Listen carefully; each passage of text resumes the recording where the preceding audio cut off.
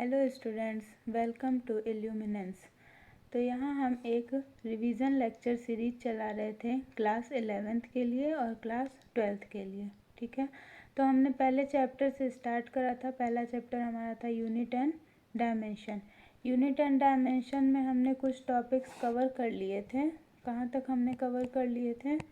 I hope आप लोगों ने इसका पार्ट 1 देख लिया होगा। हमने 10 स्लाइड हमने यहाँ तक कवर कर लिया था आपका dimensional formula and dimensional equation. तो क्या होता है dimensional formula and dimensional equation, ये मैं आपको समझा दी थी। अब हम इसके आगे देखते हैं। अगला आपका ये टॉपिक है। अब हम पढ़ेंगे principal of homogeneity of dimensions. ठीक है, ये क्या होता है principal of homogeneity of dimension. इससे पहले मैंने आपको क्या बताया था कि dimensional formula and dimensional equation क्या होता है।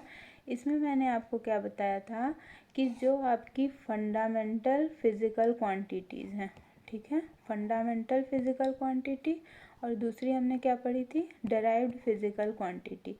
तो फंडामेंटल फिजिकल क्वांटिटी और डेराइव्ड फिजिकल क्वांटिटी में जो भी इक्वेशन रिलेशन बता रहा है उसको हम लोग क्या कहेंगे, उसको हम कहेंगे कि डायमेंशनल फिजिकल फार्मूला। ठीक है, डायमेंशनल फार्मूला, और ये जो इक्वेशन बताएगा इसको हम लोग क्या कहेंगे, dimensional formula, dimensional equation, sorry. ठीक, अब इसके आगे देखिए। अब हम पढ़ रहे हैं principal of homogeneity of dimension. ये क्या होता है? ये एक स्टेटमेंट है, सिंपल स्टेटमेंट में कोई चेंज नहीं होता है, स्टेटमेंट एज इट इज़ याद करना पड़ता है। तो ये आपका स्टेटमेंट है, the dimensions of each of the terms of the dimensional equation. Dimensional equation क्या हुआ? जो फिजिकल क्वांटिटी का हम डायमेंशनल फार्मूला निकाल रहे हैं, उस फिजिकल क्वांटिटी और उसके डायमेंशनल फार्मूला के बीच में जो रिलेशन होता है, ठीक है, उसको हम क्या कहते हैं, डायमेंशनल इक्वेशन। तो डायमेंशनल इक्वेशन, अगर किसी भी इक्वेशन का डायमेंशनल इक्वेशन, किसी भी फॉर्मूला का अगर डायमेंशनल इक्वेशन लिख रहे हो तो वो दोनों साइड मतलब LHS का और RHS का जो आपका डायमेंशनल फार्मूला होगा वो सेम होगा। ठीक है, यही स्टेटमेंट है आपका किसका, प्रिंसिपल ऑफ होमोजेनिटी का। The dimensions of each of the terms of a dimensional equation. कोई एक आपका डायमेंशनल इक्वेशन है, उसके हर टर्म का जो डायमेंशनल फार्मूला है वो क्या होना चाहिए, सेम होना चाहिए। ठीक, तो इसको यहाँ पे क्या कर सकते हो, देख सकते हो एग्जांपल से। यहाँ पे ये आपका मोशन का फॉर्मूला है, S = ut + ½ AT²। ठीक है, अब इसके लिए एक चीज़ ये देखो, ये एक चीज़ याद रखने की बात है कि किसी भी फिज़िकल क्वांटिटी को, ठीक है, किसी भी फिज़िकल क्वांटिटी को हम ऐड या सब्ट्रैक्ट तभी कर सकते हैं जब उसका डायमेंशनल फार्मूला क्या होगा, सेम होगा। ठीक है, यहीं पे नहीं, हर जगह ये बात अप्लाई होती है। अगर आप दो क्वांटिटी को ऐड कर रहे हो, मैथ में भी देख लो कि अगर आपको ऐड करना है तो क्या आप 1 और x, अगर आपको 1 और x दे दिया जाए तो क्या आप इसको ऐड कर सकते हो? नहीं कर सकते हो 1 और x को। क्यों? क्योंकि ये एक अलग कैरेक्टर शो करता है, ये एक अलग कैरेक्टर शो करता है। ठीक है, तो किसी भी चीज़ को हम ऐड तभी कर सकते हैं जब उसका कैरेक्टर क्या होगा, सेम होगा। ठीक है, तो यहाँ पे भी वही बात अप्लाई होती है। यहाँ पे भी आप अगर दो क्वांटिटी को ऐड कर रहे हो, किसको ऐड कर रहे हो, ut + ½ AT²। पेन यहाँ पे नहीं चल रहा है, देखो, ut + ½ AT², ये है। ठीक है, ½ AT²। तो यहाँ पे आप इसको ऐड कर रहे हो, इसका मतलब ये हुआ कि जो आपका ut है, ये जो क्वांटिटी है, और यहाँ पे ½ AT², ये जो क्वांटिटी है, इन दोनों का जब डायमेंशनल फार्मूला जो है वो क्या होगा, सेम होगा। डायमेंशनल फार्मूला सेम है तभी आपने यहाँ पे एडिशन का साइन लगाया है। अगर डायमेंशनल फार्मूला सेम नहीं होगा तो ये दोनों क्वांटिटी ऐड नहीं हो सकती है। तो इसलिए यहाँ पे हमने क्या लिखा है, यहाँ पे हमने लिखा है कि देखो, यहाँ पे हमने लिखा है कि यहाँ पे ये हो गया आपका एस, ठीक है। पता है आपको कि डायमेंशनल फार्मूला शो करने के लिए इसको इस ब्रैकेट से इनक्लोज करते हैं, ठीक है। तो यहाँ पे U T half a t square, तो एस का डायमेंशनल फार्मूला, यू टी का डायमेंशनल फार्मूला और ए टी स्क्वायर का डायमेंशनल फार्मूला। आपको पता है कि 1/2 हाफ का कोई डायमेंशनल फार्मूला नहीं होगा, ये एक डायमेंशनलेस कांस्टेंट है जो आपने पढ़ा था, कहाँ पे पढ़ा था, आपने पढ़ा था types of physical quantities on the basis of dimension, ठीक है। तो ये एक डायमेंशनलेस क्वांटिटी है, इसलिए इसका कोई डायमेंशनल फार्मूला नहीं होगा, ठीक है। तो इन तीनों का डायमेंशनल फार्मूला क्या होना चाहिए, सेम होना चाहिए, ठीक। तो एस आपका क्या है,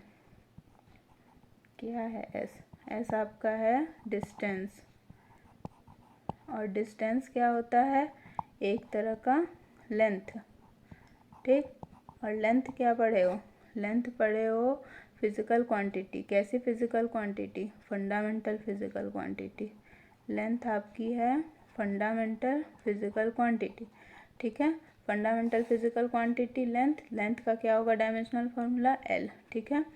यू टी, यू आपका वेलोसिटी, एल टी पे -1 जानते हो, टी टाइम का टी हो जाएगा, ठीक है। और इसके बाद फिर ए टी स्क्वायर, यहाँ पे इतना हो जाएगा, इसका कितना हो जाएगा, एल टी पे -2 और टी स्क्वायर का T2, ठीक है।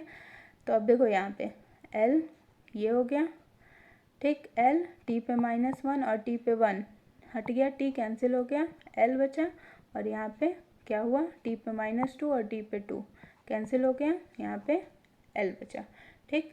तो यहाँ पे क्या ये दिख रहा है, यहाँ से यहाँ क्या दिख रहा है, यहाँ पे दिख रहा है ना कि एस का जो ये डायमेंशनल फार्मूला है वो भी एल है, यू टी का जो डायमेंशनल फार्मूला है वो भी एल है, और ये इसका जो डायमेंशनल फार्मूला है किसका, ए टी स्क्वायर का, ये भी आपका क्या है, एल है। तो यही क्या बता रहा है, यही चीज़ जो है ये बोल रहा है कि प्रिंसिपल ऑफ होमोजेनिटी। अब देखो, अब इसका स्टेटमेंट देखो कि dimensions of each of the term, dimensions of each of the term मतलब एस, यू टी और हाफ ए टी स्क्वायर, ठीक है। Each of the terms of a dimensional equation, ये पूरा क्या है, कौन पूरा, ये पूरा, ये s is equal to u t plus half a t square, ये क्या है, ये डायमेंशनल इक्वेशन है। तो डायमेंशनल इक्वेशन का जितना भी टर्म होगा उस सारे टर्म का जो डायमेंशनल फार्मूला होगा वो क्या होगा, हमेशा बराबर होगा। यही स्टेटमेंट होता है आपका किसका, प्रिंसिपल ऑफ होमोजेनिटी का, ठीक। अब देखो, इसकी हेल्प से क्या कर सकते हो, बहुत तरह का न्यूमेरिकल भी सॉल्व कर सकते हो। जैसे मान लो कि यहाँ तो जाओ, देखो यहाँ तो मैंने ये चीज़ दे दिया था कि यहाँ पे क्या है आपका s is equal to u t plus half a t square, ठीक है। अगर मान लो कि मैं ऐसे दे देती, इक्वेशन आपका ऐसे हो जाता, s इज इक्वल टू क्या हो जाएगा, s इज इक्वल टू, यहाँ पे मैंने दे दिया होता अल्फ़ा टी प्लस हाफ और बीटा टी स्क्वायर। फिर मैं यहाँ पे बोलती कि अल्फ़ा और बीटा की वैल्यू निकालो। तो अल्फ़ा बीटा की वैल्यू कैसे निकालते हैं, तो अल्फ़ा बीटा की वैल्यू निकालते क्या करके, यही अप्लाई करके, क्या बोला कि सारे टर्म का जो डायमेंशनल फार्मूला होगा वो क्या होगा, सेम होगा। तो यहाँ पे हम लिख सकते हैं कि according to statement of principle of homogeneity, S is equal to dimensional formula of S is equal to dimensional formula of alpha t, ठीक है, लिख सकते हैं। S का डायमेंशनल फार्मूला L हो जाएगा, ठीक है, अल्फ़ा और T का क्या हो जाएगा, कैपिटल T हो जाएगा। यहाँ से अल्फ़ा इज इक्वल टू क्या हो जाएगा, L, और ये T यहाँ पे ले आओ, इसको ऊपर ले जाओ, ऊपर ले जाओ तो क्या हो जाएगा, t पे -1। तो क्या हो गया, l t पे -1 आ गया, जो यहाँ पे आया था आ गया किसका, u का। एल टी पे -1 मतलब क्या, वेलोसिटी। ठीक है, तो इसकी हेल्प से अगर किसी भी फॉर्मूला में कोई अननोन क्वांटिटी है तो हम क्या कर सकते हैं, उस अननोन क्वांटिटी को फाइंड आउट कर सकते हैं। ठीक है, इसी तरह से बीटा की भी वैल्यू निकल जाएगी, या तो अल्फ़ा टी को इक्वेट कर दो बीटा टी स्क्वायर के, या तो एस को इक्वेट कर दो बीटा टी स्क्वायर के। ठीक है, तो इसी के बेसिस पे ये एक आपका न्यूमेरिकल है। यहाँ पे ये एक न्यूमेरिकल है कि अगर v is equal to alpha plus beta t है, दिया हुआ है आपके पास, तो आपको क्या करना है, अल्फ़ा और बीटा की वैल्यू फाइंड आउट करनी है। तो जैसे अभी मैंने इसको बताया है, सेम उसी तरह यहाँ पे इसको करना है। ये क्वेश्चन सब लोग करना, करके और इसके आंसर को क्या करना, कमेंट बॉक्स में मुझे बताना। ये क्वेश्चन मैं नहीं बताऊँगी, जैसे यहाँ पे ये क्वेश्चन है सेम टू सेम ऐसे ये क्वेश्चन होगा। ठीक है, हो जाएगा। अब देखो, तो ये आपका इम्पॉर्टेंट टॉपिक है, प्रिंसिपल ऑफ होमोजेनिटी, आता है एग्ज़ाम में। देखो, अब ये जो डायमेंशनल एनालिसिस पढ़ रहे हो, इस डायमेंशनल एनालिसिस का काम क्या है, ये डायमेंशनल एनालिसिस किस लिए पढ़ रहे हैं, क्या इसका यूज़ है, ऐसे ही फालतू में तो पढ़ नहीं रहे हैं कोई चीज़। देखो, पहला क्या इसका काम होता है कि इसकी हेल्प से, जैसे मान लो कि 3 सिस्टम ऑफ यूनिट पढ़े हो। ठीक है, 3 सिस्टम ऑफ यूनिट पढ़े हो, कौन कौन सा, पहला पढ़े हो FPS, दूसरा पढ़े हो CGS, ठीक है, और तीसरा पढ़े हो क्या, MKS। ठीक, तो अगर मान लीजिए कि आपको कोई भी एक फिज़िकल क्वांटिटी किसी एक सिस्टम ऑफ यूनिट में पता है। ठीक है, किस सिस्टम ऑफ यूनिट में पता है, न्यूटन मीटर पर सेकेंड स्क्वायर। कौन सिस्टम ऑफ यूनिट है, MKS। ठीक, फोर्स का अगर यूनिट आपको MKS सिस्टम में पता है, MKS सिस्टम ऑफ यूनिट में अगर आपको फोर्स का यूनिट पता है और आपको इस फोर्स का यूनिट क्या करना है, CGS में निकालना है। CGS सिस्टम में मतलब सेंटीमीटर, ग्राम और सेकेंड।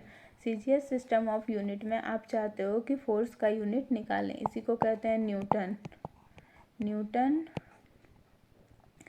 तो इसको चाहते हो कि निकालना, सॉरी यहाँ पे केजी होगा, केजी मीटर पर सेकेंड स्क्वायर। ठीक है, इसको कहते हैं न्यूटन। अगर आप चाहते हो कि इसको जो है, इसको हम क्या करें, CGS में निकालें, तो ये कैसे निकालेंगे, तो डायमेंशनल एनालिसिस की हेल्प से हम क्या कर सकते हैं कि एक सिस्टम, किसी भी फिजिकल क्वांटिटी को एक सिस्टम ऑफ यूनिट से दूसरे सिस्टम ऑफ यूनिट में चेंज कर सकते हैं। कैसे कर सकते हैं, तो यहाँ पे आप इसका फॉर्मूला लिखोगे, क्या होता है, F is equal to MLT पे -2।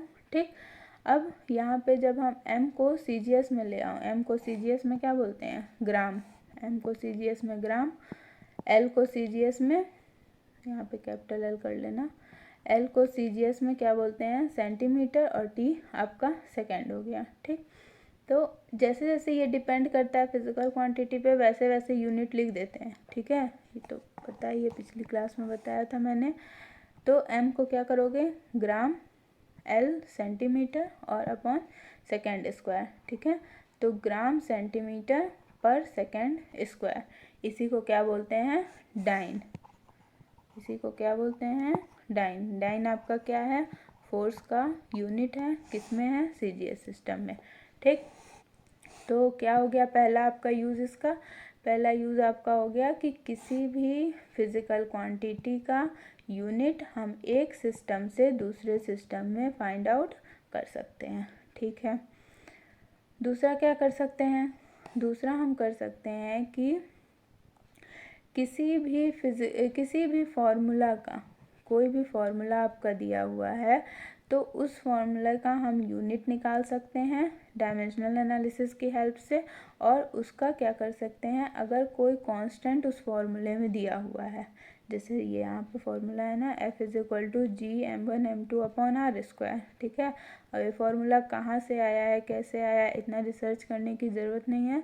जैसे जैसे आगे पढ़ते जाओगे वैसे वैसे पता चलता जाएगा कि फॉर्मूला कहाँ का है, ठीक है, कहाँ से आया है फॉर्मूला, ठीक। ग्रेविटेशन का फॉर्मूला है, ग्रेविटेशन में पढ़ोगे इसको। तो यहाँ पे F is equal to G m1m2/r², ठीक है। तो यहाँ पे G आपको क्या दिख रहा है, G एक कांस्टेंट दिख रहा है, तो G की यूनिट और डायमेंशन, G का यूनिट और G का डायमेंशन, कैपिटल G का, ये आपको कैसे पता चलेगा, कैसे निकालोगे। तो डायमेंशनल एनालिसिस की हेल्प से हम आसानी से इसको निकाल सकते हैं। कैसे निकाल सकते हो, यहाँ पे देखो, G is equal to FR²/m1m2। F यहाँ पे फोर्स हो गया, फोर्स का डायमेंशनल फार्मूला लिखो, फोर्स का डायमेंशनल फार्मूला क्या हो गया, mLT पे -2, ठीक है। R क्या हो गया, रेडियस, रेडियस क्या हो गया, एक तरह का डिस्टेंस, डिस्टेंस क्या हो गया, लेंथ। तो यहाँ पे R की जगह क्या हो जाएगा, L², और यहाँ पे m1m2 मास हो गया mm, ठीक। यहाँ पे आ जाओ, यहाँ पे आ जाओ, देखो यहाँ पे क्या हो गया आपका, m पे -1, यहाँ से देखो m पे -1, नीचे आपका क्या है, m² है, और ऊपर क्या है, m1 है, ठीक है। जब 2 को ऊपर ले जाओगे तो यहाँ पे क्या हो जाएगा, m1 - 2, ठीक। तो m पे -1 हो गया, ठीक है। l पे 3 हो गया, l पे 3 कहाँ से हो गया, l पे 2 यहाँ पे है, l पे 1 यहाँ पे है, तो l पे 3 हो गया, और यहाँ पे l पे -2, ये सॉरी t पे -2, ये तो दिया हुआ है, ठीक है। तो ये कांस्टेंट का हमने क्या किया, डायमेंशनल फार्मूला निकाल लिया। और जब यहाँ पे डायमेंशनल फार्मूला निकाल लिए हो तो यहाँ से यूनिट निकाल सकते हो। देखो देखो यहाँ से यूनिट निकाल सकते हो, m का क्या हो जाएगा, kg, ठीक, kg पे -1, उसके बाद l का क्या हो गया, मीटर, MKS में है, l का क्या हो गया, मीटर, मीटर क्यूब, और t पे क्या हो गया, सेकेंड, सेकेंड पे -2, ठीक। इसको लिख सकते हो मीटर क्यूब पर kg सेकेंड स्क्वायर, आ गया। तो क्या किया हम, आसानी से हमने क्या करा कि किसी भी कांस्टेंट का, अगर किसी फॉर्मूले में कोई कांस्टेंट आ रहा है तो उस कांस्टेंट का हम क्या कर सकते हैं, यूनिट निकाल सकते हैं, उस कांस्टेंट का हम क्या कर सकते हैं, डायमेंशनल फार्मूला निकाल सकते हैं, ठीक। अगला आ जाओ, अगला क्या है, देखो यहाँ पे है कि आप किसी भी एक सिस्टम ऑफ यूनिट से किसी दूसरे सिस्टम ऑफ यूनिट में आप क्या कर सकते हो, कन्वर्जन कर सकते हो, किसका, किसी भी फिज़िकल क्वांटिटी का। उसके लिए ये एक बढ़िया सा फॉर्मूला है जो याद करना पड़ता है। ये फॉर्मूला देखो, ये फॉर्मूला, यहाँ से इसका डेरिवेशन दिया है, डेरिवेशन देख लेना, इसमें डेरिवेशन में कुछ नहीं है। और यहाँ पे एक क्वांटिटी मान लिए हैं कि वो क्वांटिटी जो है वो दो तरह से डिपेंड कर रही है, m1 l1 t1, m2 l2 t2, m2 पे पावर a, l1 पे पावर b, t1 पे पावर c, ठीक है। इस तरह से दो तरह से डिपेंड कर रही है। इसको रखोगे तो यहाँ पे एक आपका ये फॉर्मूला आएगा, ठीक है। इसको उठा के इस वाले इक्वेशन में रख देना, इस वाले इक्वेशन में रख दोगे तो यहाँ पे ये आपका एक फॉर्मूला आ जाएगा, ठीक है। तो इस फॉर्मूले की हेल्प से आप क्या कर सकते हो, निकाल सकते हो कि कोई भी फिज़िकल क्वांटिटी की वैल्यू एक सिस्टम ऑफ यूनिट में आपको दी हुई है तो उसको दूसरे सिस्टम ऑफ यूनिट में निकाल सकते हो। कैसे निकाल सकते हो, देखो जैसे मान लो कि F इज इक्वल टू आपके पास दिया हुआ है, F इज इक्वल टू आपके पास क्या दिया हुआ है, देखो यहाँ पे, तो यहाँ पे इस फॉर्मूले की हेल्प से हम क्या कर सकते हैं कि हम एक सिस्टम ऑफ यूनिट को दूसरे सिस्टम ऑफ यूनिट में चेंज कर सकते हैं, ठीक है। कैसे कर सकते हैं, जैसे मान लीजिए कि आपके पास आपके पास F इज इक्वल टू दिया हुआ है 1 न्यूटन, ठीक है। F is equal to 1 newton दिया है। अब आप ये जानना चाहते हो कि ये जो 1 न्यूटन है, आपको पता है अभी पिछले स्लाइड में, पिछले टॉपिक में डराइव किए हो कि F मतलब फोर्स की जो CGS यूनिट होती है वो क्या होती है, डाइन होती है, ठीक है। तो अब आप ये जानना चाहते हो कि ये जो न्यूटन है ये कितने डाइन के बराबर होगा। तो ये आप जान सकते हो किसकी हेल्प से, डायमेंशनल एनालिसिस की हेल्प से। कैसे जान सकते हो, ऐसे जान सकते हो। ये जो आपका फॉर्मूला है कि यहाँ पे कि ये आपका N2 इज इक्वल टू, जहाँ पे N2 जो है वो दूसरे सिस्टम ऑफ यूनिट में उसकी वैल्यू क्या होगी, ये है। N1 आपका क्या है कि पहले सिस्टम ऑफ यूनिट में उसकी वैल्यू क्या होगी, ठीक है। और ये आपका यहाँ पे डायमेंशनल फार्मूला है, ठीक है। तो यहाँ पे देखो कैसे जान सकते हो, यहाँ पे देखो कैसे जान सकते हो, आ जाओ यहाँ पे। चलो शुरू से देखते हैं कैसे जान सकते हैं इसको, कैसे जान सकते हैं। F इज इक्वल टू आपको क्या दिया हुआ है, 1 न्यूटन दिया हुआ है, ठीक। F is equal to 1 newton दिया हुआ है। F का डायमेंशनल फार्मूला इतने देर में नहीं कुछ, तो F का डायमेंशनल फार्मूला तो याद ही हो गया होगा, फोर्स का MLT पे -2, ठीक है। MLT पे -2, ठीक। अब आपको क्या करना है, 1 न्यूटन दिया हुआ है, 1 न्यूटन दिया है, इसका क्या मतलब हुआ, मतलब ये हुआ कि MKS में आपको पता है, ठीक है। CGS में आपको निकालना है, तो MKS में मास क्या होता है, MKS में M होता है आपका kg, ठीक है। L होता है आपका मीटर और T होता है आपका सेकेंड, ठीक। तो यहाँ से फॉर्मूला लगाओ, N2 इज इक्वल टू क्या हो जाएगा, N1, ठीक है। N2 is equal to N1 और MKS में अपॉन CGS में पावर लिख दो, क्या है 1, ठीक। MKS में अपॉन CGS में पावर लिख दो 1, यहाँ से इसको हटा दो, नहीं तो आगे नहीं लिखा पाएगा। T1 देखो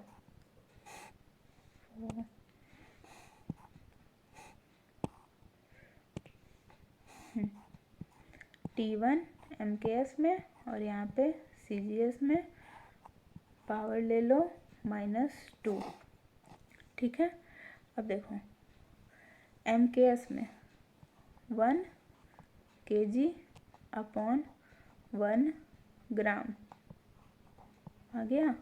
फिर यहाँ पे आ जाओ 1 मीटर अपॉन 1 सेंटीमीटर, ठीक। इसमें आ जाओ 1 सेकेंड अपॉन 1 सेकेंड, ठीक। फिर पावर -2। नेक्स्ट स्लाइड में आ जाओ, तो यहाँ पे क्या था, N2 is equal to N1 की वैल्यू कितनी है, 1 यूनिट, ठीक है। तो 1 यूनिट और यहाँ पे आ जाओ, इसको क्या लिख सकते हो, 1, देखो पिछला स्लाइड, 1 kg, ठीक है। 1 kg 1 ग्राम, चेंज करोगे तभी ना काटोगे, ये तो कैंसिल हो गया, ठीक है। केजी को और ग्राम को नहीं ना काट सकते हो, सेम यूनिट में करोगे तभी ना। देखो 1 kg को क्या लिख सकते हो, 1000 ग्राम अपॉन 1 ग्राम हुआ।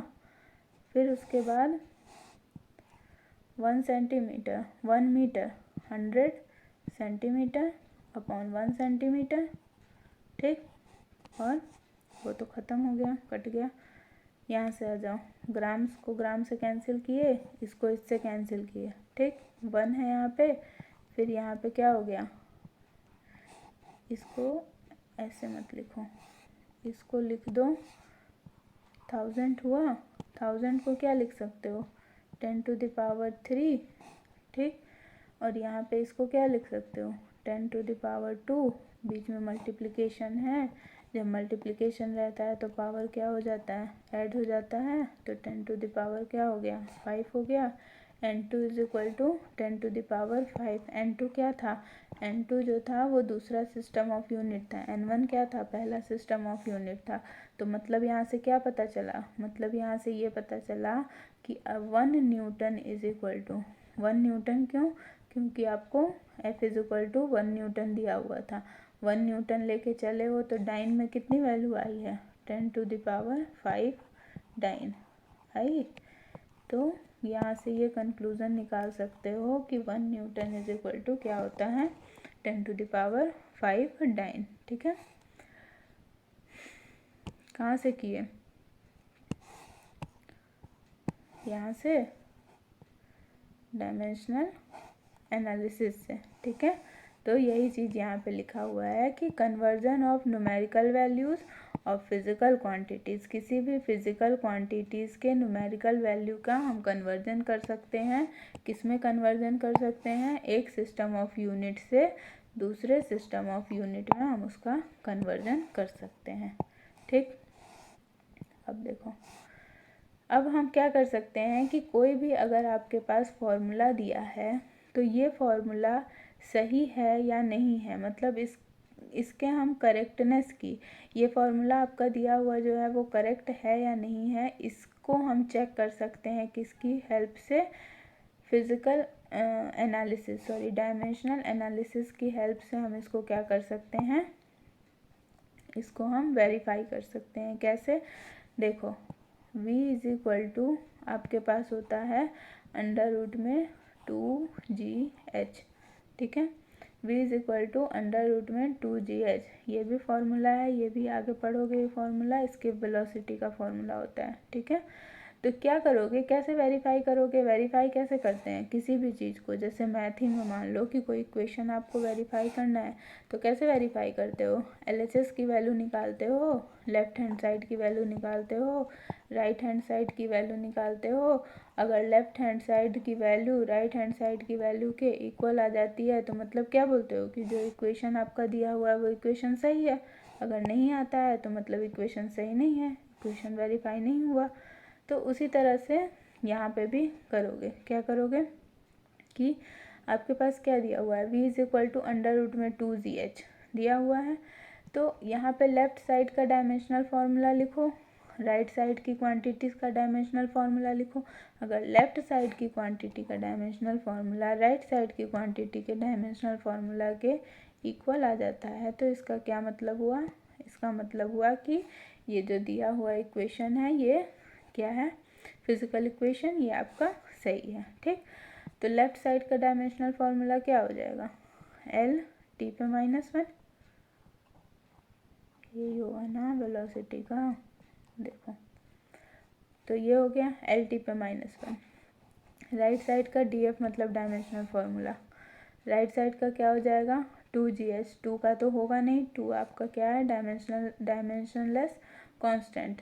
ठीक है, उसके बाद किसका है जी क्या है, जी आपका एक तरह का एक्सेलरेशन है। ठीक है, तो जी आपका क्या हो जाएगा, जी का डायमेंशनल फार्मूला LT पे -2। ठीक है, LT पे -2 आ जाओ, और h क्या है, हाइट है, हाइट मतलब डिस्टेंस है, तो ये क्या हो जाएगा L हो जाएगा। ठीक, तो यहाँ से क्या हो जाएगा, और पूरे पे पावर क्या है 1/2 है, पूरे पे पावर 1/2 है ना, अंडर रूट में 2gh है। ठीक है, तो यहाँ से सॉल्व कर रहे हो तो LT पे -1 आया, LHS में क्या आया था LT पे -1, RHS में क्या आया LT पे -1, मतलब आपका क्या हो गया LHS जो है वो RHS के बराबर हुआ। मतलब हम कह सकते हैं कि ये जो दिया हुआ इक्वेशन है आपका, ये इक्वेशन क्या है, ये करेक्ट इक्वेशन है, ये जो फिजिकल इक्वेशन दिया हुआ है ये करेक्ट है। तो कोई भी इक्वेशन सही है या नहीं है इसका हम वेरिफिकेशन क्या है, इसको हम चेक क्या है इससे कर सकते हैं, किससे, डायमेंशनल एनालिसिस की हेल्प से। ठीक है, डायरेक्ट क्वेश्चन आता है इससे एग्ज़ाम में, डायरेक्ट। अब देखो अगला सॉरी, अगला क्या है आपका, अगला कि इसकी हेल्प से हम कोई भी फिज़िकल क्वांटिटी को फिज़िकल इक्वेशन को हम डराइव कर सकते हैं। ठीक है, जैसे मान लो कि हमको एक फॉर्मूला डराइव करना है, बस हमको ये पता रहना चाहिए कि वो जो फिज़िकल क्वांटिटी आपकी दी हुई है वो किस पे डिपेंड कर रही है। ठीक है, जैसे मान लो कि एक टाइम पीरियड है आपका, इस टाइम पीरियड का अगर आपके पास एक क्वेश्चन दिया हुआ है, ठीक है, क्या क्वेश्चन दिया है, क्वेश्चन ये दिया है कि एक टाइम पीरियड है आपके पास, ये टाइम पीरियड जो है ये लेंथ पे डिपेंड करती है, मास पे डिपेंड करती है और एक्सेलरेशन ड्यू टू ग्रेविटी जो है उस पे डिपेंड कर रही है। ठीक है, तो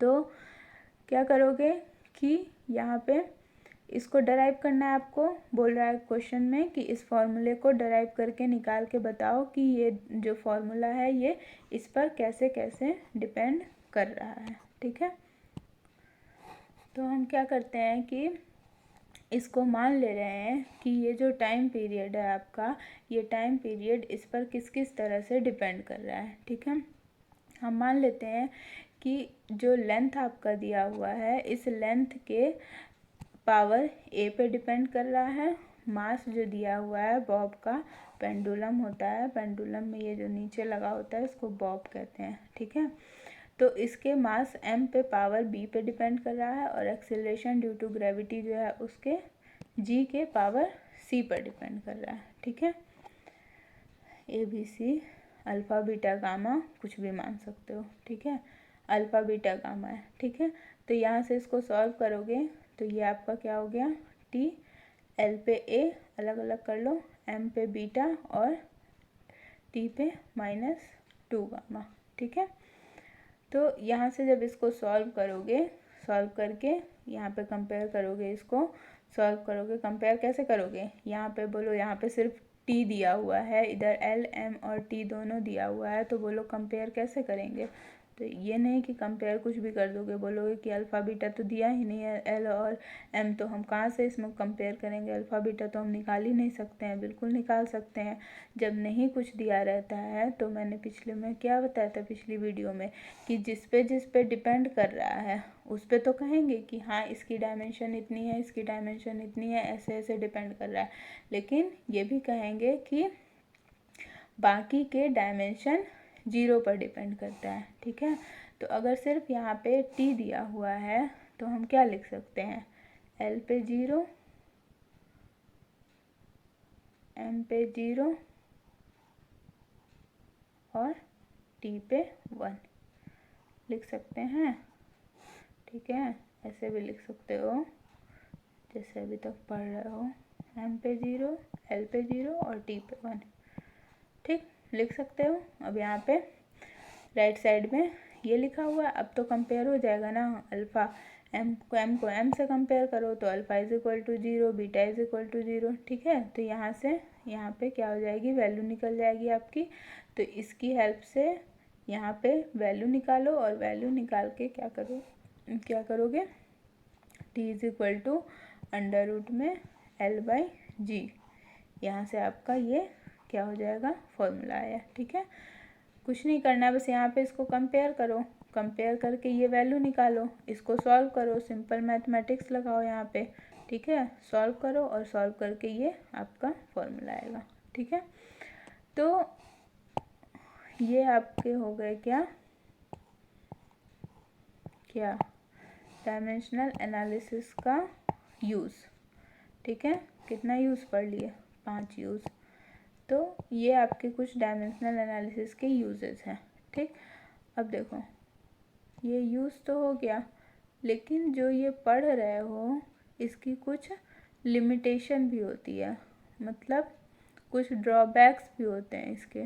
क्या ड्रॉबैक हैं, बोलोगे क्या ड्रॉबैक, तो देखो पहला क्या हो गया कि इसमें क्या होता है कि हम ऐसा देखते हैं कि हम 2-3 फिज़िकल क्वांटिटी निकाल लें, डराइव्ड क्वांटिटी की बात कर रही हूँ, फंडामेंटल क्वांटिटी की नहीं।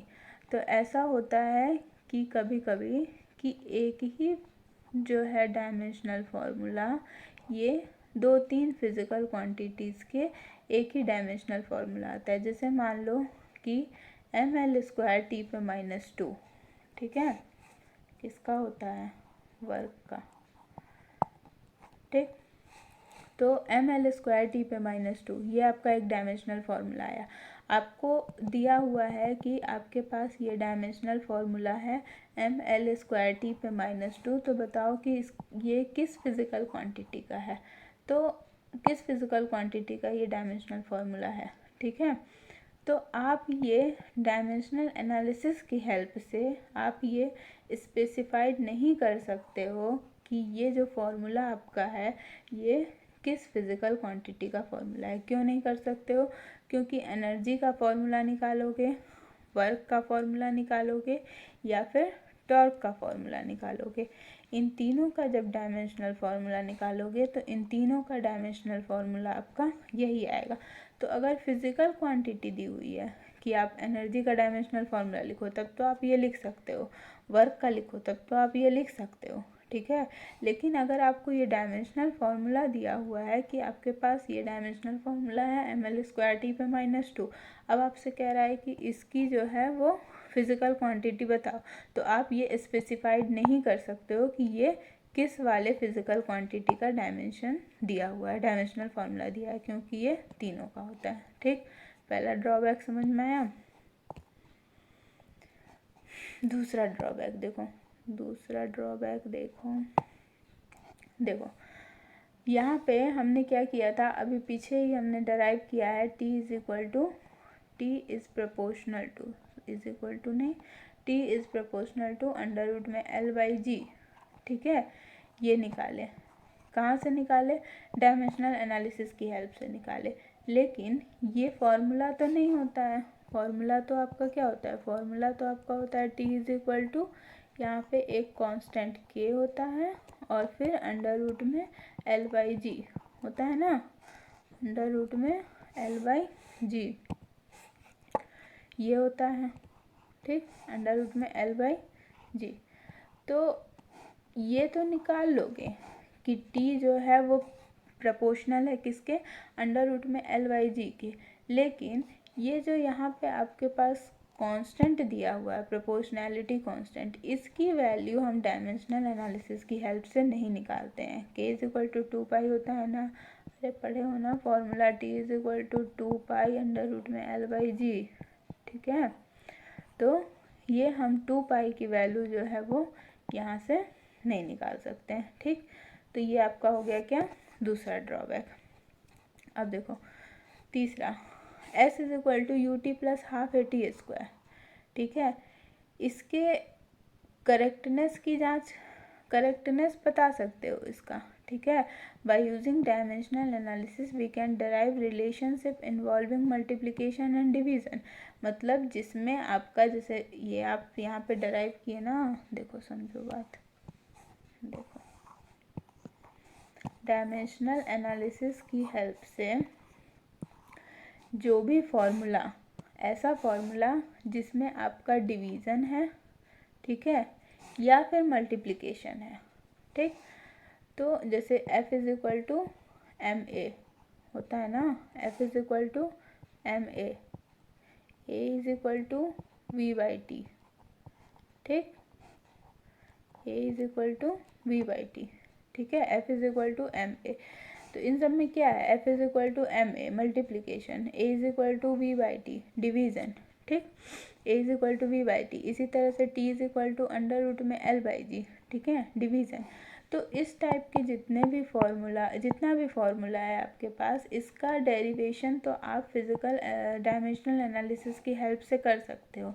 लेकिन ऐसा कोई भी फार्मूला जिसमें आपका एडिशन इंक्लूड हो गया, जिसमें आपका सब्ट्रैक्शन इंक्लूड हो गया, इसको आप कभी भी डायमेंशनल एनालिसिस की हेल्प से डेराइव नहीं कर सकते हो। हाँ, इसको वेरीफाई ज़रूर कर सकते हो, इसको वेरीफाई ज़रूर कर सकते हो कि ये आपका फॉर्मूला सही है या गलत है, ठीक है। लेकिन इसको आप डायमेंशनल एनालिसिस की हेल्प से डेराइव नहीं कर सकते हो, ठीक है। ये हो गया। उसके बाद डायमेंशनल एनालिसिस में, क्योंकि हमने जो है जितने का भी डायमेंशनल फार्मूला पढ़ा है बेसिकली वो तीन क्वांटिटी पर, तीन डायमेंशन पर, क्वांटिटी नहीं कहेंगे, तीन डायमेंशन पर डिपेंड करती है। ठीक है, किसी भी फिजिकल क्वांटिटी का जो हम डायमेंशनल फार्मूला पढ़ते हैं वो तीन डायमेंशन पर डिपेंड कर रही है। ठीक, तो अगर मान लीजिए कि कोई फार्मूला आपके पास ऐसा है जिसमें 4 वेरिएबल्स हैं, ठीक है, 4 फिजिकल क्वांटिटी है, तो हम इसको क्या कर सकते हैं, हम इस टाइप के फार्मूला को डायमेंशनल एनालिसिस की हेल्प से डराइव नहीं कर सकते हैं, वेरीफाई कर सकते हैं। ठीक है, इधर पावर 0 लेके LHS में पावर 0 लेके और RHS को इक्वेट करके हम डराइव कर सकते हैं इसको। ठीक है, डराइव नहीं, वेरीफाई कर सकते हैं हम इसको, लेकिन हम इसको डराइव नहीं कर सकते हैं। ठीक, अब आ जाओ कि अगर मान लो कि आपके पास ऐसी फिजिकल क्वांटिटी है जो एक दूसरे पर ही डिपेंड कर गई। ठीक है, एक दूसरे पर ही डिपेंड कर गई, मतलब क्या हुआ कि जैसे मान लो कि आपको दिया हुआ है T is directly proportional to, आपका क्या हो गया, G पे पावर A, ठीक है, G पे पावर A, V पे पावर B और यहाँ पे L पे पावर C। ठीक, इतना दिया हुआ है। तो यहाँ से अगर आप इसको, इसका डायमेंशनल एनालिसिस लिखोगे T, इस साइड का लिखोगे L T पे -2, ठीक है, ग्रेविटी का A, V का हो जाएगा L T पे -1 B और L का हो जाएगा L C। ठीक, यहाँ से जब इसको सॉल्व करोगे तो देखोगे कि यहाँ पे A plus B plus C, ठीक है, और T पे आ गया -2A -B, इतना आ जाएगा। ठीक, अब जब इसको कंपेयर करोगे तो देखोगे यहाँ पे कि जो V की वैल्यू है वो -2A के बराबर आ जाएगी और जो C की वैल्यू है वो A के बराबर आएगी। ठीक है, इसी टाइप से आएगी कुछ, चेक कर लेना। तो यहाँ पे क्या हम देख रहे हैं कि ये जो पावर हमने माना है, ठीक है, ये पावर एक दूसरे पर ही डिपेंड करने लगा, इसकी कोई स्पेसिफाइड वैल्यू नहीं आई। ठीक, ये पावर एक दूसरे पर ही डिपेंड करने लगा। तो इस टाइप का अगर कोई भी आपका फॉर्मूला है तो इसको हम जो है वो डायमेंशनल एनालिसिस की हेल्प से इसको हम वेरीफाई नहीं कर सकते हैं। ठीक है, अब आ जाओ, वही लिखा है यहाँ पे। ठीक है, दूसरा, फिर अगर मान लीजिए आपके किसी भी फॉर्मूला में ट्रिग्नोमेट्रिक फंक्शन है, किसी भी फॉर्मूला में एक्सपोनेंशियल फंक्शन है, ट्रिग्नोमेट्रिक फंक्शन मतलब साइन थीटा कॉस थीटा, ठीक है, एक्सपोनेंशियल फंक्शन है e⁻, तो इस टाइप के फॉर्मूला को क्या कर सकते हो, इसका डायमेंशनल एनालिसिस नहीं कर सकते हो। डायमेंशनल एनालिसिस की हेल्प से हम इसको क्या कर सकते हैं, इसको डराइव नहीं कर सकते हैं। क्यों नहीं कर सकते हैं, क्योंकि इन सब का कोई भी डायमेंशनल फार्मूला नहीं होता है, कोई भी डायमेंशन नहीं होता है इसका। ठीक है, फिर अगला क्या है कि अगर मान लीजिए कि आपके पास क्या है कि डायमेंशनल एनालिसिस की हेल्प से हम क्या कर सकते हैं कि ये जो फिज़िकल क्वांटिटी है, ठीक है, वो फिज़िकल क्वांटिटी स्केलर है कि वेक्टर है। वेक्टर और स्केलर क्या होता है ये पढ़ोगे अगले यूनिट में।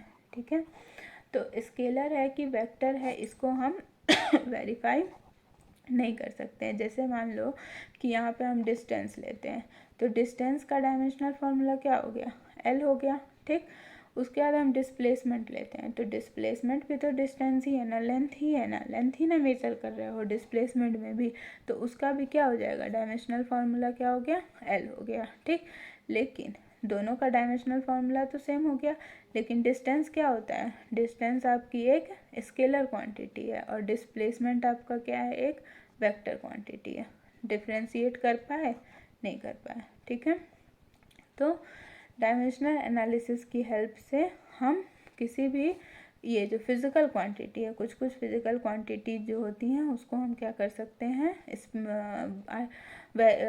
सेपरेट नहीं कर सकते हैं उसको, ठीक है, अलग अलग नहीं कर सकते हैं। मतलब हम उसको ये नहीं बता सकते हैं कि वो क्वांटिटी आपकी स्केलर है कि वो क्वांटिटी आपकी वेक्टर है, सेम भी आ सकती है, ठीक। तो ये था आपका पूरा डायमेंशनल एनालिसिस, ठीक है। अब इसके बाद एक टॉपिक और आपका बच गया, क्या, एरर। एक टॉपिक और आपका बच गया, एरर। देखो,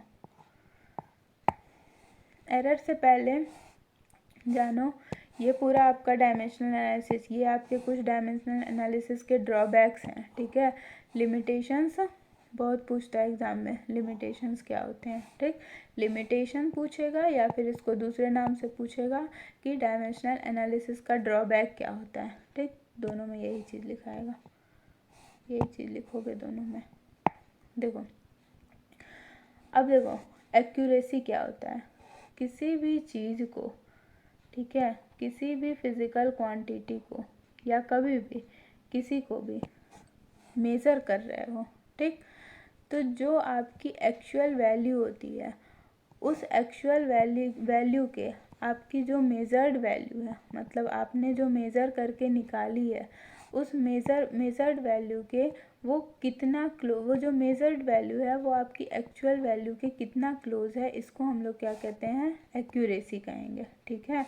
जैसे मान लो कि किसी को भी मेज़र कर रहे हो, किसी का डायमीटर मेज़र कर रहे हो, तो मान लो कि उसका आ रहा है कि 1.9 मीटर, ठीक है, 1.9 मीटर, ठीक। अगर मान लो कि उसका जो एक्चुअल डायमीटर है वो कितना है आपका, 2 मीटर, ठीक। तो ये इसके बहुत क्लोज आया, ठीक। तो ये हम क्या कहेंगे कि ये एक एक्यूरेट वैल्यू है, जो हमने मेज़र करा है वो अप्रॉक्स जो है वो क्या है, एक एक्यूरेट वैल्यू है, क्योंकि ये जो मेरी ट्रू वैल्यू है उसके बहुत ही क्लोज आ रही है, ठीक है। अगर मान लो कि आपका 2 मीटर क्या है 2 मीटर आपका एक्चुअल वैल्यू है, ठीक है। और जब आपने इसको मेज़र किया तो आपका कितना आया, 1.2 मीटर, ठीक। तो क्या कहोगे कि ये एक एक्यूरेट वैल्यू है जो आपने मेज़र करी है, नहीं, ये एक एक्यूरेट वैल्यू नहीं है। तो क्या है यहाँ पे कुछ आपका एरर है, इसी को हम कहते हैं एरर। किसको कहते हैं एरर, जो आपकी मेज़र्ड वैल्यू हो गई, ठीक है, और जो आपकी ट्रू वैल्यू हो गई, जो आपकी मेज़र्ड वैल्यू हो गई और जो आपकी ट्रू वैल्यू हो गई, इन दोनों का जो आपका डिफरेंस हो जाएगा, यही डिफरेंस आपका क्या हो जाता है, एरर हो जाता है, ठीक। इसी को हम क्या कहते हैं, एरर कहते हैं। प्रिसीजन क्या हो गया, फिर बीच में क्वांटिटी आ गई, प्रिसीजन क्या हो गया, प्रिसीजन आपका हो गया कि ये जो आपने मेज़र करा हुआ है, ये जो वैल्यू आपने मेज़र करा है, क्या मेज़र करा है, 1.2 मेज़र किए हो, ठीक। आपने 1.2 मेज़र किया, दूसरी बार मान लो मेज़र करते हो तो 1.23 ऐसे करके मेज़र करोगे, तीसरी बार मान लो मेज़र कर रहे हो तो 1.25 इस तरह से आ गया, ठीक है, 1.2345 ऐसे आ गया, ठीक। तो जितना आप पॉइंट के बाद मेज़र करते जाओगे, ठीक है, पॉइंट के बाद जितनी आप रीडिंग उसको लेते जाओगे, मेज़रमेंट करते करते उसकी जितनी रीडिंग लेते जाओगे, तो हम कहते हैं कि वो उतना जो है वो एक्यूरेसी के नज़दीक जा रहा है, ठीक। तो इसी को हम क्या कहते हैं, प्रिसीजन कहते हैं। हम कहेंगे कि ये वैल्यू जो है वो मेरा ज़्यादा प्रिसाइज है अकॉर्डिंग टू इस वैल्यू के, किस वैल्यू के, अकॉर्डिंग टू इस वैल्यू के, ठीक, 1.2, ठीक है। तो ये आपका हो गया, ठीक। तो ये समझ में आया कि एरर क्या हो गया, एरर क्या हो गया एरर, कि जो हमने मेज़र की है वैल्यू और जो हमारी एक्चुअल वैल्यू है, हमेशा कुछ ना कुछ हमेशा जो है वो डिफरेंस आता है, ठीक है। कोई भी अगर मान लो यहाँ पे एक सामान रखा है, यहाँ पे एक सामान रखा है, बोल दो कि इसके बीच का जो डिस्टेंस है वो 5 सेंटीमीटर है, ठीक। बोल दिए इसके बीच का डिस्टेंस 5 सेंटीमीटर है। जब दोनों को नापने बैठे तो ये आ गया आपका 5.1 सेंटीमीटर। तो यही जो 0.1 है इसी को हम क्या कहते हैं, ये हमारा एरर है। 0.1 का एरर हो गया। किस चीज़ में एरर हुआ, एरर किस चीज़ में आया, एरर आपके मेज़रमेंट में आया, ठीक है। आपने जो वैल्यू मेज़र की है वो आपका क्या हो गया, एरर हो गया, ठीक। तो ये एरर हुआ आपका। सिंपल इसका फॉर्मूला होता है measured value minus true value, ठीक है। अब देखो सॉरी, अब ये जो एरर आपका है ये एरर कितने तरह का होता है, ठीक। आपका पहला, जिस सिस्टम से मेज़र कर रहे हो, किसी ना किसी इंस्ट्रूमेंट से मेज़र करोगे किसी भी चीज़ को, ऐसे ही तो मेज़र करोगे नहीं। तो जिससे भी मेज़र कर रहे हो, ठीक, उस सिस्टम में भी एरर होता है। कभी कभी आप जिस सिस्टम से उसको मेज़र कर रहे हो उस सिस्टम में एरर होता है। तो उस सिस्टम में एरर जो आपका हो जाएगा उसको हम लोग क्या कहेंगे, सिस्टमैटिक एरर, ठीक। अब ये सिस्टम में एरर बहुत तरह से हो सकता है। जैसे मान लो कि जिस इंस्ट्रूमेंट का यूज़ करके आप मेज़र कर रहे हो वो इंस्ट्रूमेंट ही ख़राब है, ठीक है। या फिर जो आपने मेज़रमेंट करा, ठीक, मेज़रमेंट करने के बाद आप उसका कैलकुलेशन करोगे, ठीक है। कैलकुलेशन किए उसके बाद से अगर जब कैलकुलेशन कर रहे हो तो उसमें कुछ ना कुछ प्रिंसिपल लगाओगे, कुछ ना कुछ फार्मूला लगाओगे, तब उसका कैलकुलेशन करोगे। हो सकता है उसी में कुछ गड़बड़ी हो, ठीक, तब उसकी वजह से आपकी जो वैल्यू है वो फ्लक्चुएट करेगी एक्चुअल वैल्यू से, ठीक है। ऐसा हो सकता है कि आप जो मेज़र कर रहे हो, जो पर्सन मेज़र कर रहा है उस पर्सन में ही कुछ प्रॉब्लम है। जैसे मान लो कि कभी ऐसा होता है कि आई जो है वो प्रॉपरली काम नहीं करती है, या फिर कभी ऐसा होता है कि वो पर्सन खुद एबल नहीं होता है, खुद वो मेज़र नहीं कर सकता है, तो उसके बिहाफ में क्या करता है, दूसरा पर्सन उसको मेज़र करता है। तो ज़रूरी नहीं है कि जैसा वो पहला वाला पर्सन मेज़र कर रहा है वैसा ही दूसरा पर्सन मेज़र कर रहा है। तो वैल्यू में क्या होता है, फ्लक्चुएशन आ जाता है। तो इसकी वजह से एरर हुआ, ठीक। तो ये सब आपका क्या हुआ है, पार्ट ऑफ सिस्टम हुआ, ठीक है। तो इसलिए हम क्या कर सकते हैं कि ये जो सिस्टमैटिक एरर है उसको हम कुछ पार्ट्स में डिवाइड कर सकते हैं। इंस्ट्रूमेंटल एरर, ठीक, इंस्ट्रूमेंट में जो एरर है उसकी वजह से जो एरर आपका आया, इंस्ट्रूमेंट में जो खराबी है उसकी वजह से जो एरर आया उसको क्या कहेंगे, इंस्ट्रूमेंटल एरर, ठीक है। उसके बाद जो आपने उसको करने में प्रोसीजर यूज़ किया है, ठीक है, प्रोसीजर क्या यूज़ किया है, जो फॉर्मूला लगाए हो, जो प्रिंसिपल यूज़ किए हो, इन सब का जो यूज़ किए हो, अगर उसी में कुछ प्रॉब्लम है, उसी में कुछ डिफेक्ट है, तो उसकी वजह से भी आपकी वैल्यू में क्या होगा, फ्लक्चुएशन आएगा। तो मतलब उसकी वजह से भी आप एक्यूरेट वैल्यू तक नहीं पहुंच पाओगे। तो वो भी आपका एक एरर हो गया, जिसको हम क्या कहेंगे, इम्परफेक्शन और एक्सपेरिमेंटल या फिर प्रोसीजर का एरर, ठीक। उसके बाद पर्सनल एरर, जैसा मैंने तीसरा एक्सप्लेन किया। तो बोल सकते हो कि ये जो आपका सिस्टमैटिक एरर है, ये जो आपका सिस्टमैटिक एरर है इसको 3 पार्ट में डिवाइड कर सकते हो। किसमें, इंस्ट्रूमेंटल एरर में, दूसरा टेक्निकल एरर बोल सकते हो इसको, या फिर प्रोसीजर एरर, और तीसरा पर्सनल एरर, ठीक। अब देखो ये पहले टाइप का हुआ। दूसरे टाइप का एरर आपका क्या हो गया, रैंडम एरर। रैंडम एरर जैसा कि नाम से ही क्लियर हो रहा है कि रैंडमली एरर आ जा रहा है, जो हमारे कंट्रोल में नहीं होता है। जैसे मान लो कि अगर कोई एक्सपेरिमेंट आपको ड्राई में करना है, मतलब मान लो धूप में करना है, अचानक से बारिश होने लगी, हमारे कंट्रोल में था, हम बारिश को रोक सकते थे, नहीं रोक सकते थे, तो तभी भी हमको वो एक्सपेरिमेंट करना पड़ रहा है मजबूरी में। तो क्या होगा, क्या एक्यूरेट वैल्यू कभी आएगी, नहीं आएगी, तो उसकी वजह से एरर हो गया, ठीक। तो ये क्या हो गया आपका, रैंडम एरर, ठीक। तो इसी एटमॉस्फेयर की वजह से एरर हो जाता है, ठीक है। जहाँ पे हमको वो प्रैक्टिकल करना है जहाँ पे हमको वो चीज़ मेज़र करना है। जैसे मान लो कि ये आपका पेंडुलम है, ठीक है, ये आपका पेंडुलम है। पेंडुलम का हमको टाइम पीरियड नापना है, ठीक। हम क्या करते हैं, हम लैब में इसका टाइम पीरियड नापेंगे, लेकिन एक्चुअल में जो इसका यहाँ पे जो ये पेंडुलम से नापते हो क्या, जी की वैल्यू। जी मतलब क्या, ग्रेविटी की वजह से जो एक्सिलरेशन है, ठीक। इसकी जो वैल्यू है ये हमने क्या करा हुआ है, हमने इसको सी लेवल पे नापा हुआ है, ठीक है। ये जो वैल्यू है आपकी, ये सी लेवल पे नापते हो तब जाके ये क्या आती है, 9.8 मीटर पर सेकेंड स्क्वायर, ठीक है।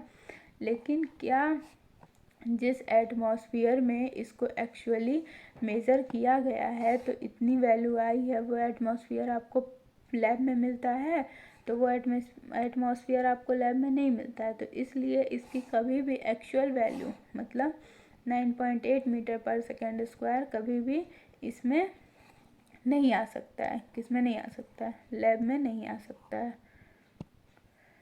तो ये आपका हो गया रैंडम एरर, ठीक है। मतलब ऐसा कोई भी कंडीशन जो अनएक्सपेक्टेबल कंडीशन है, ठीक है, जिसकी वजह से हमारी वैल्यू फ्लक्चुएट कर रही है, किसमें, एक्सपेरिमेंट में, ठीक है। तो इसको हम लोग क्या करते हैं, रैंडम, मतलब रैंडम रीज़न की वजह से जो हमारे कंट्रोल में नहीं है, उसकी वजह से जो हमारे मेजरमेंट में एरर आ गया, उसको हमने क्या कहा, रैंडम एरर, ठीक। इसी तरह से तीसरा आपका क्या हो गया, एब्सोल्यूट वैल्यू। ये क्या हुआ, सिंपल इसका फॉर्मूला याद रखो कि magnitude of the difference between the individual measured and to the true value, ठीक है। क्या हुआ, यहाँ पे आ जाओ, कि आपका जो इंडिविजुअल मेजर्ड है, मतलब अगर कोई फिजिकल क्वांटिटी हमने A1 A2 A3 ऐसे मान रखी है, तो उस फिजिकल क्वांटिटी का उसके मीन से जो भी डिफरेंस होगा उसको हम लोग क्या कहेंगे, इंडिविजुअल एरर, ठीक है। इसकी मैक्सिमम वैल्यू और मिनिमम वैल्यू, सॉरी ये मिनिमम वैल्यू और ये मैक्सिमम वैल्यू इतनी होती है, ठीक। सिंपल सा डेरिवेशन है, देखना समझना आ जाएगा। इसके बाद ये आपका क्या है ये आपका रिलेटिव एरर, ठीक। रिलेटिव एरर जो आपने मीन वैल्यू को मेज़र किया है, ठीक है, एब्सोल्यूट एरर में जो एब्सोल्यूट एरर है और जो मीन वैल्यू है उसका जो डिवीज़न होता है, ठीक है, डिवीज़न बोलिए तो रेशियो, ठीक, रेशियो ऑफ एब्सोल्यूट एरर और अपॉन मीन एरर, ठीक, मीन वैल्यू।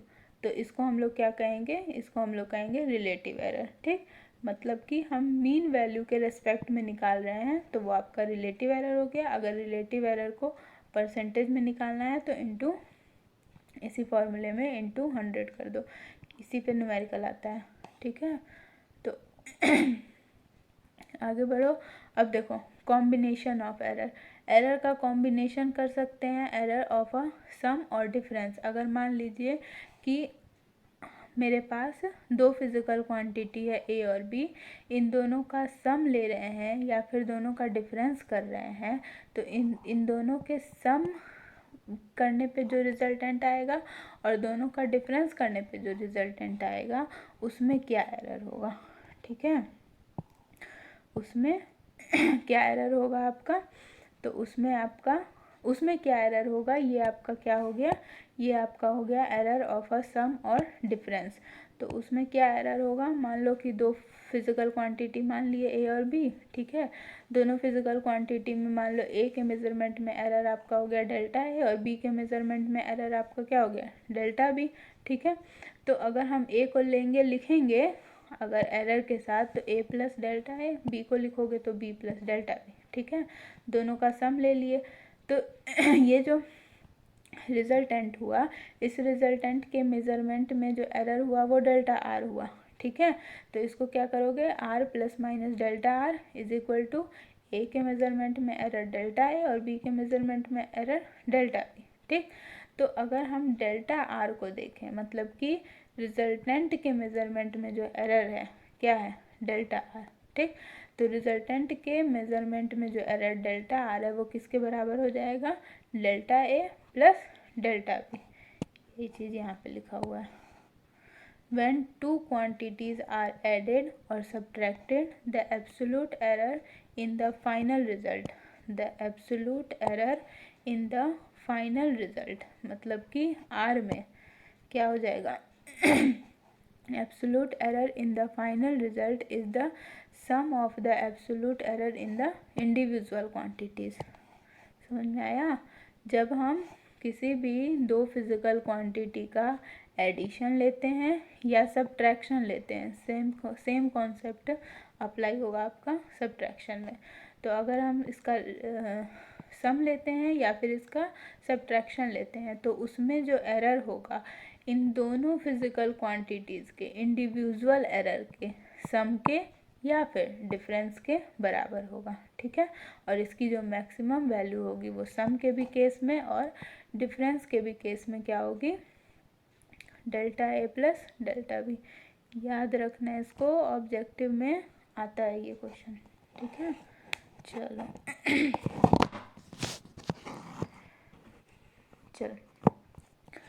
ये अब यहाँ पे ये सम का हो गया। इसी तरह से एरर ऑफ अ प्रोडक्ट और प्रोडक्ट का निकाल लो। ठीक है। प्रोडक्ट और डिवीज़न का तो जिस तरह से इसका निकाले हो तो ये जो आपका रिजल्टेंट में जो एरर है वो दोनों के इंडिविजुअल के एरर के सम के बराबर हो जाएगा। उसी तरह से इसमें जो है वो रिलेटिव एरर निकलता है। क्या रिलेटिव एरर निकला इसमें आपका, रिलेटिव एरर क्या निकला, इसमें आपका रिलेटिव एरर निकला रिजल्टेंट में अपॉन ओरिजिनल वैल्यू रिजल्टेंट की। ठीक है। फिर उसके बाद फिजिकल क्वांटिटी में एरर, ये उसका रिलेटिव एरर और ये इसका रिलेटिव एरर। दोनों फिजिकल क्वांटिटीज़ के इंडिविजुअल रिलेटिव एरर के एडिशन के बराबर होगा किसमें, रिजल्टेंट में एरर। ठीक। और इसकी भी मैक्सिमम वैल्यू आपकी कितनी होगी, इतनी होगी। ठीक है। उसी तरह से अगर इसमें निकालोगे, किसमें,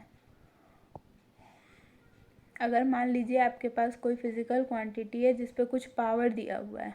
ठीक है। जैसे मान लो z is equal to A square. ठीक। ये एक फिजिकल क्वांटिटी है, इस पे कोई पावर रेज किया हुआ है।